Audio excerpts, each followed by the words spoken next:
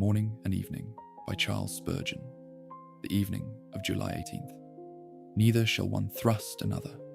They shall walk every one in his path. Joel chapter 2, verse 8. Locusts always keep their rank, and although their number is legion, they do not crowd upon each other so as to throw their columns into confusion. This remarkable fact in natural history shows how thoroughly the Lord has infused the spirit of order into his universe, since the smallest animate creatures are as much controlled by it as are the rolling spheres or the seraphic messengers. It would be wise for believers to be ruled by the same influence in all their spiritual life.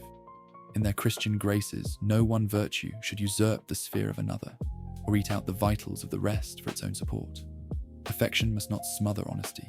Courage must not elbow weakness out of the field. Modesty must not jostle energy, and patience must not slaughter resolution. So also with our duties, one must not interfere with another. Public usefulness must not injure private piety. Church work must not push family worship into a corner. It is ill to offer God one duty stained with the blood of another. Each thing is beautiful in its season, but not otherwise. It was to the Pharisee that Jesus said, "This ought ye to have done, and not to have left the other undone." The same rule applies to our personal position. We must take care to know our place, take it, and keep to it. We must minister as the Spirit has given us ability, and not intrude upon our fellow servants' domain. Our Lord Jesus taught us not to covet the high places, but to be willing to be the least among the brethren.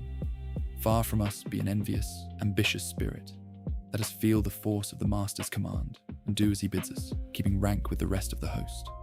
Tonight, let us see whether we are keeping the unity of the Spirit in the bonds of peace, and let our prayer be that, in all the churches of the Lord Jesus, peace and order may prevail.